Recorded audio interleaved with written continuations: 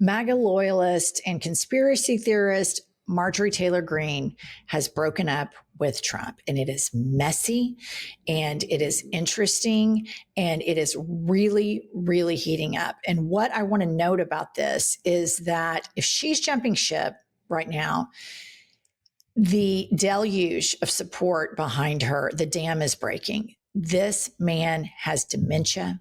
He is frail. He is in terrible health. He's giving blowjobs in his spare time to somebody named Bubba. And the most loyal, crazy supporters of his are finding all kinds of daylight between this man, his absolutely failed presidency, and their political futures. So first we have a Lie Social post of Kanks going after Marjorie Taylor Greene. And he says, Marjorie Traitor Greene is a disgrace to our great Republican Party.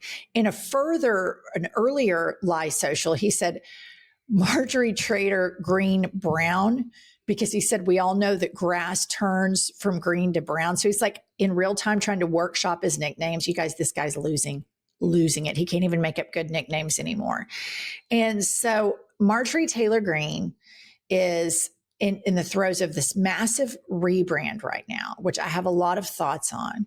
But of course, now that he's going after her, the diehard MAGA cultists whose whole identity is the fight, fight, fight video. You guys have probably seen them online, or the fight, fight, fight assassination attempt photo. Like that's their whole identity, is this guy.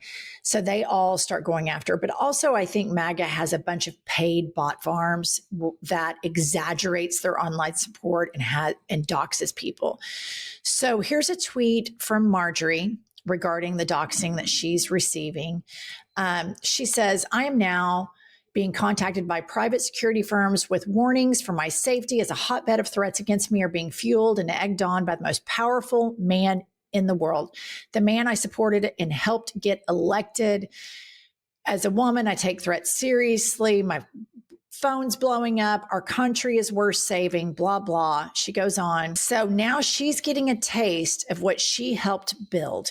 Marjorie is getting a dose of a hate regime that doxes people online, that she was a assistant architect on this cause.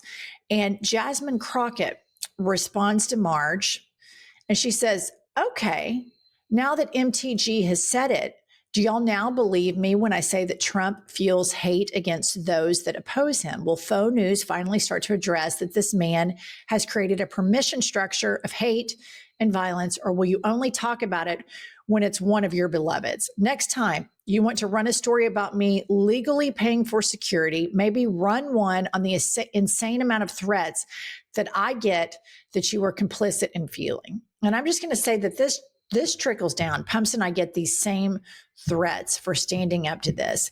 People in the MAGA-verse find out who opposes Trump and they come after you. They come after your family. And it's all of this doxing bot campaign, which all of their profile, it's like Christian mother, Christian father. And you know you're dealing with the biggest nightmare on the planet. All right. So Marjorie Taylor Greene, in an effort to continually rebrand herself, she goes on CNN yesterday and appears to show some contrition. Kylie, play the clip. Woman, you posted on X that President Trump is, with his comments, fueling a, quote, hotbed of threats against you. Obviously, any threats to your safety are completely unacceptable. But we have seen these kinds of attacks or criticism from the president at other people. It's not new. And with respect, I haven't heard you speak out about it until it was directed at you. Dana, I think that's fair criticism. And I would like to say humbly, I'm sorry for taking part in the toxic politics. It's very bad for our country. And it's been something I've thought about a lot, especially since Charlie Kirk was assassinated, is that I'm only responsible for myself and my own words and actions. And I am committed, and I've been working on this a lot lately, to put down the knives in politics. I really just want to see people be kind to one another.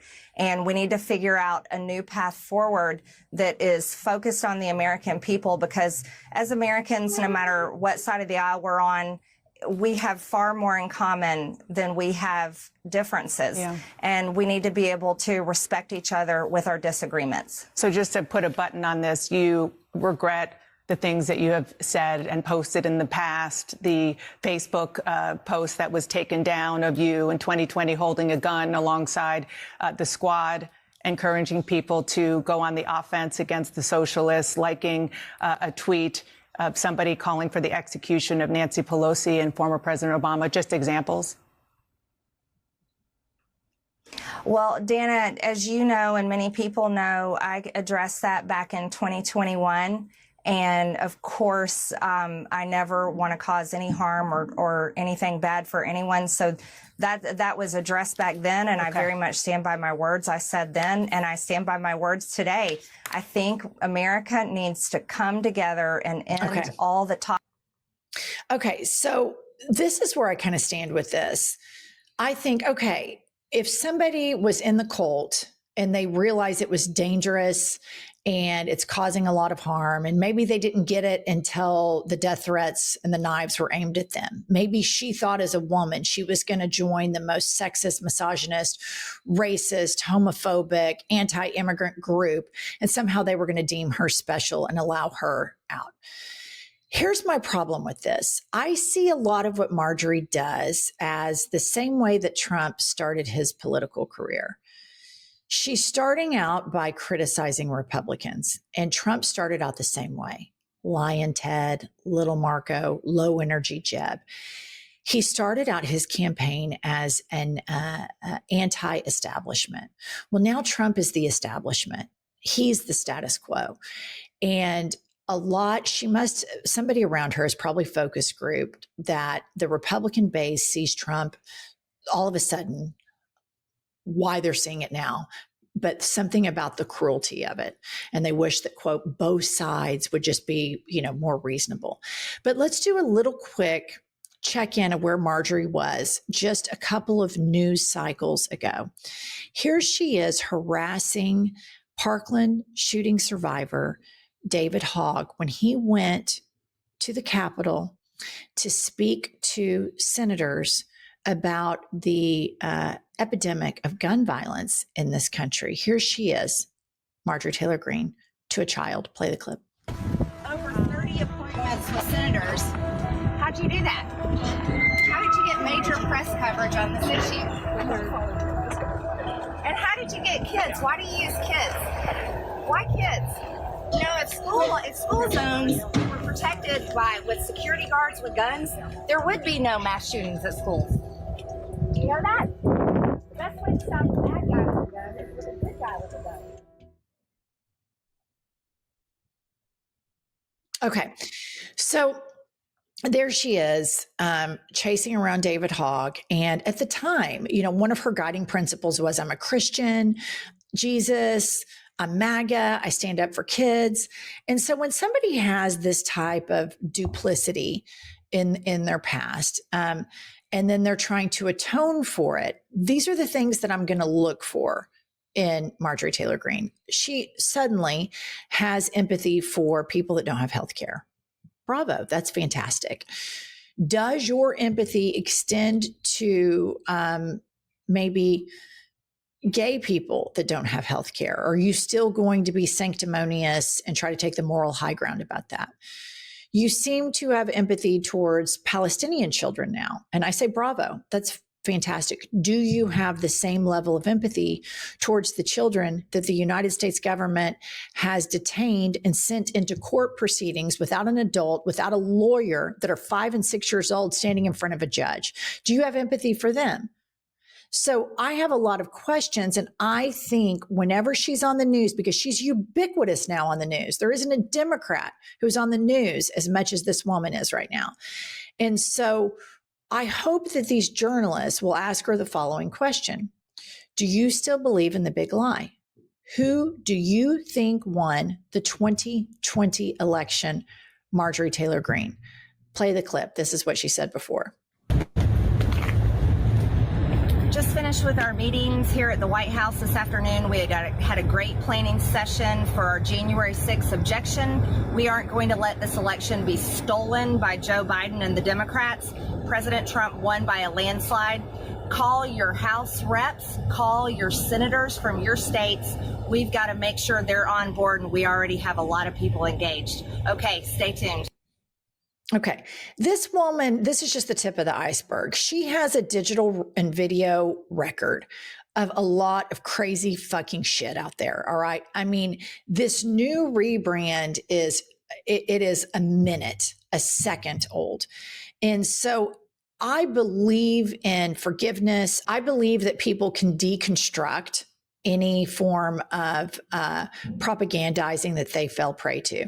A prime example, Pumps, the co-host of the podcast. She used to be a Republican, a right-wing Christian, voted as such, and now she sits on this channel every day and advocates for universal human rights. So I believe that this can happen, but I'm just really cautiously watching this woman because it seems to me like she cherry picks when and where she cares about human rights. And they seem to be more rooted in opportunity in capturing a MAGA base that is now dissatisfied with the status quo. And they were dissatisfied with the status quo when they voted for Trump. And they're always going to be dissatisfied with the status quo unless we change our massive, massive wealth income inequality. But she hangs out with Steve Bannon, who's a political strategist, and somebody is in her ear, and she is on The View, she is on CNN, she is everywhere all the time. And I think it's super duper important that journalists ask her, who do you think won the 2020 election? Do you care? You care a lot about Palestinian children. How do you feel about the children of an immigrant that gets detained at Home Depot, where they went to get supplies for their job, and then their parents don't come home? How do you feel about them, Marjorie Taylor Greene? Because if she's still quantifying human rights, this is all bullshit. She is a total bullshit artist. Okay, I'm sure you guys have seen this in your algorithm. You see a woman and she's taking a picture or video and she has like this infrared mask on. I thought, that's crazy, right? Well, I did it. I bought one, and I bought the iRestore Illumina face mask. It is a dermatologist recommended mask that packs double the power of most other masks with 360 medical grade LEDs. There are 3 wavelengths for all of your skin's concerns. The red light and infrared light wavelength helps with anti-aging, which of course I'm so interested in, increased collagen production, hyperpigmentation, and improved blood flow to the skin. The blue light helps reduce blemishes, clear acne, prevent breakouts, and shrink your pores. And it's one of the first masks on the market that allows you to use all 3 modes at the same time, because I'm all about efficiency. Also, great gift for any skincare nut in your life. So listener, iRestore is giving you a huge Black Friday savings all month long. And right now you can grab the Elite Plus Illumina Face Mask bundle at an exclusive discount. Use code IHIPNews at iRestore.com. That's code IHIPNews at iRestore.com. Don't miss the perfect holiday glow up. So we're in a really kind of tight spot here, because as this cult falls apart, people are going to start opening their eyes, and they're going to be opportunists that are ready to pounce on them and consolidate them for a new power grab. And I believe that Marjorie Taylor Greene is one of those people right now. If I see her start talking about universal human rights and atoning for a lot of the lying and bigoted things, anti-Semitic things that she has said, then I'll start to believe it, because I do believe that people can change. I do believe that indoctrination is incredibly powerful. And like Pumps, people can deconstruct their dogmatic, rigid thinking and become incredible human beings. And I want that for Marjorie, but am not buying this so far. I think she's waiting right in the wings as this whole fucking thing falls apart, and it is falling apart spectacularly right now. She's trying to grab the cult.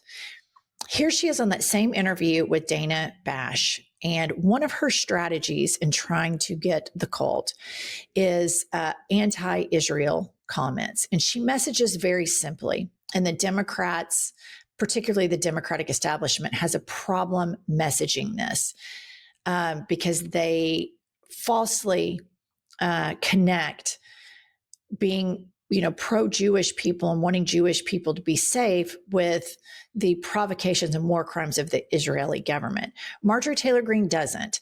And I think she's an anti-Semite between you and me. And it makes it easy for her to make this argument. But here she is on Dana Bash. Play the clip. Something you posted just yesterday on X. You questioned who and what country is putting so much pressure on Trump to keep the Epstein files hidden. And you included a picture about donations from pro-Israel lobbying group AIPAC. What are you trying to say there? Mm-hmm.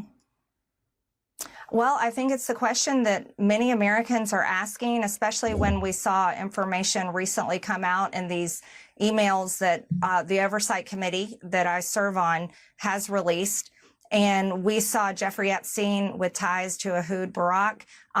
We saw him making business deals with them, also business deals that involved the Israeli government, and seems to have led into their intel agencies. And I think the right question is to ask is, was Jeffrey Epstein working for Israel? And I'm proud to say I don't take money from AIPAC. I don't take money from any special group of people. I'm just representing my district and the American people. And so that's what I was referring to. I just want to be clear.